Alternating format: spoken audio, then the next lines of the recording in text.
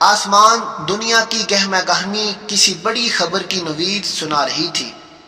جوں جوں وقت گزرتا جا رہا تھا، تسبیح و تحلیل میں مصروف فرشتوں کے تجسس اور بے چینی میں اضافہ ہوتا جا رہا تھا۔ نظریں بیت المعمور پر تھیں اور کان اللہ کی پکار کے منتظر۔ بالآخر انتظار کی گھڑیاں ختم ہوئیں اور رب ذوالجلال کا حکم فضا میں بلند ہوا، میں زمین پر اپنا نائب بنانے والا ہوں۔ فرشتے اس فیصلے پر حیران تھے اور متعجب بھی۔ اللہ تعالیٰ نے حضرت جبرائیل کو حکم دیا کہ قرہ ارض سے مٹی لے کر آؤ۔ حضرت ابو موسیٰ اشعری رضی اللہ تعالیٰ عنہ سے روایت ہے کہ نبی کریم صلی اللہ علیہ وسلم نے ارشاد فرمایا، اللہ تعالیٰ نے حضرت آدم علیہ السلام کو ایک مٹھی خاک سے پیدا فرمایا۔ یہ مٹی تمام روئے زمین سے حاصل کی گئی تھی۔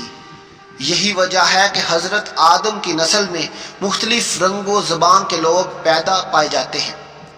جب اللہ نے آدم علیہ السلام کو پیدا فرمایا اور ان میں روح پھونکی تو ان کو چھینک آئی، جس پر انہوں نے الحمدللہ کہا۔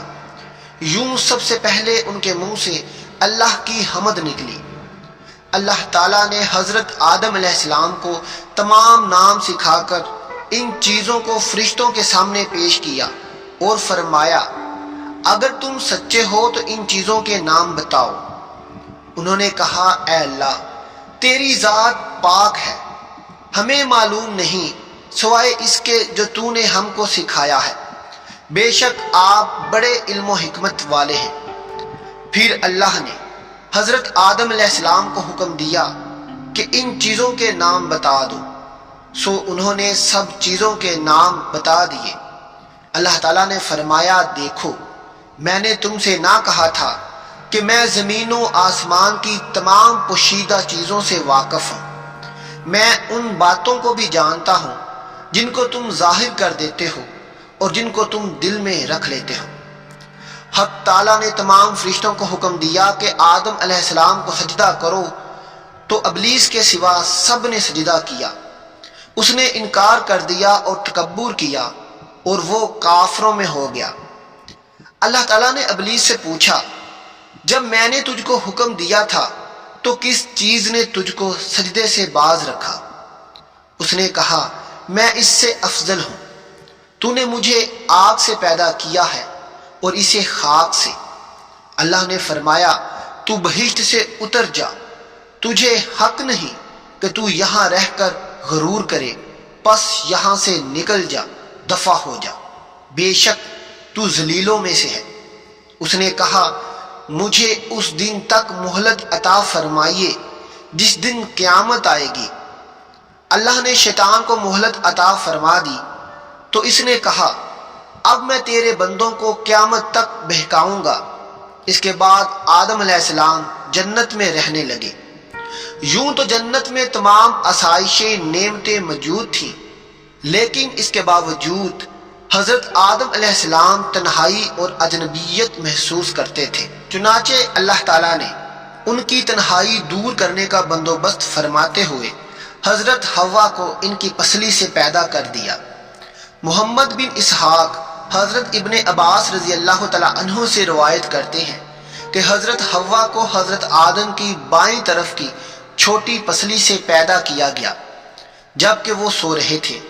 پھر اللہ نے حضرت آدم علیہ السلام کو حکم فرمایا کہ وہ اور ان کی بیوی جنت میں سکون فرمائیں اور فرمایا، جہاں سے چاہو بلا روک ٹوک کھاؤ، لیکن اس درخت کے پاس نہ جانا ورنہ ظالموں میں سے ہو جاؤ گے۔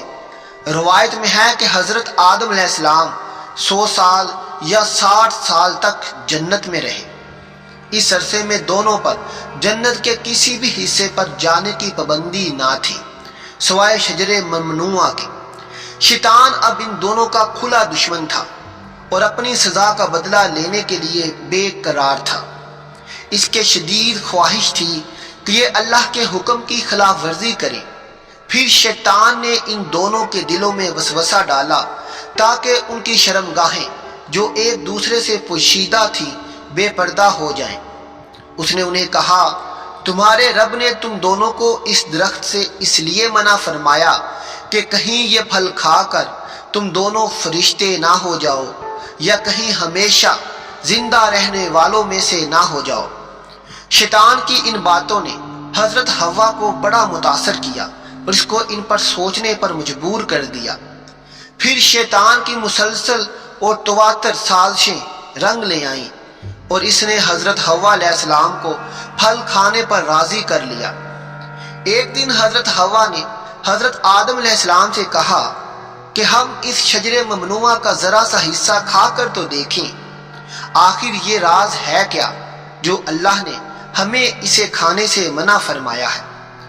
شروع میں تو حضرت آدم علیہ السلام اس کے لیے قطعی طور پر تیار نہ تھے، لیکن پھر حضرت حوا کے مسلسل اصرار پر بادل ناخواستہ وہ بھی راضی ہو گئے۔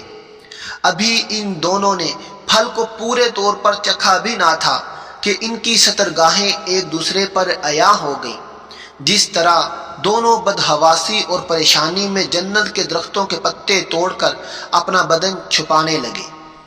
اللہ نے دونوں کو پکارا اور فرمایا، کیا میں نے تم کو منع نہیں کیا تھا کہ اس درخت کے پھل نہ کھانا اور شیطان کے ورگلانے میں نہ آنا؟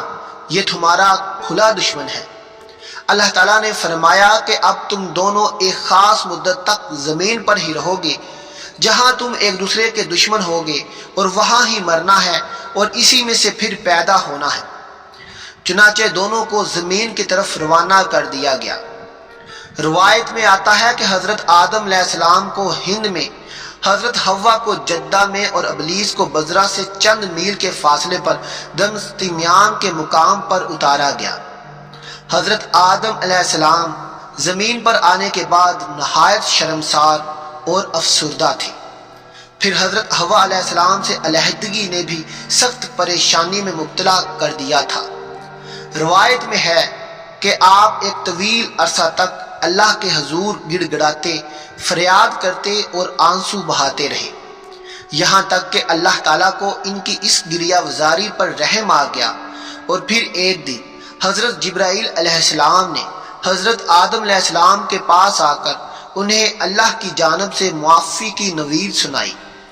حضرت آدم علیہ السلام خوشی سے سرشار بارگاہ خداوندی میں سر بسجود ہو کر شکر بجا لائے۔ پھر حضرت جبرائیل علیہ السلام انہیں لے کر مکہ آئے، جہاں حضرت آدم علیہ السلام نے کعبہ شریف کی بنیاد رکھی اور حجر اسود کو کعبہ کی دیوار پر نصب فرمایا، پھر اس کے گرد طواف کیا۔ طواف سے فارغ ہو کر حضرت جبرائیل انہیں جبل عرفات پر لے گئے، جہاں حضرت حوا تشریف فرما تھی، لیکن طویل عرصے کی جدائی اور حالات نے بہت سے جسمانی تغیرات پیدا کر دیے تھے، جس کی وجہ سے یہ دونوں ایک دوسرے کو پہچان نہ سکے۔ اس پر حضرت جبرائیل علیہ السلام نے ایک دوسرے کو دونوں کا تعارف کروایا۔ حضرت آدم علیہ السلام اور حضرت حوا کی ملاقات کے بعد اللہ تعالیٰ نے انہیں اولاد کثیر سے نوازا۔ حضرت حوا علیہ السلام جب امید سے ہوتی تو ایک لڑکا اور ایک لڑکی پیدا ہوتے، جب دوبارہ امید سے ہوتی تو پھر ایک لڑکا اور ایک لڑکی ہوتے۔ پہلے والے لڑکے کی شادی دوسری مرتبہ والی لڑکی سے اور دوسرے والی کی لڑکی کی شادی پہلے والے کے لڑکے سے ہو جاتی۔ اس طرح یہ سلسلہ جاری رہا، یہاں سے پھر زمین پر انسانی زندگی کا آغاز ہوا اور انسان آہستہ آہستہ بڑھتے گئے۔ اللہ تعالیٰ نے بنی نوح انسان کی رہنمائی کے لیے کم و بیش 1,24,000 انبیاء علیہ السلام کو مبعوث فرمایا۔ انبیاء اکرام کی بعثت کا سلسلہ حضرت آدم علیہ السلام سے شروع ہوا، اور اللہ تعالیٰ نے اس مبارک سلسلے کا اختتام حضرت محمد صلی اللہ علیہ وسلم کی ذات اقدس پر کیا۔ آپ خاتم النبیین ہیں۔ قرآن کریم میں متعدد انبیاء کرام کے اسم گرامی مذکور ہیں، جبکہ بعض انبیاء کرام علیہ السلام کے نام احادیث مبارکہ میں بھی ملتے ہیں۔ ان برگزیدہ ہستیوں نے ایک طرف لوگوں کو اللہ کے پیغام سے روشناس کروایا تو دوسری طرف خود کو نمونے کے طور پر پیش کیا، تاکہ ان کی پیروی سے دنیا اور آخرت میں کامیابی حاصل کی جا سکے۔ ناظرین، روایت میں آتا ہے کہ آدم علیہ السلام نے 950 سال یا 1000 سال تک کی عمر پائی، اس کے بعد اپنے حقیقی دنیا میں اللہ تعالیٰ سے جا ملے۔ ناظرین، آج کی ویڈیو میں اتنا ہی۔ پروفٹ سٹوری دیکھنے کے لیے ہمارے چینل کے ساتھ جڑے رہیے گا۔ انشاءاللہ بہت جلد ایک دوسری سٹوری لے کر آپ کے لیے حاضر ہوتے ہیں۔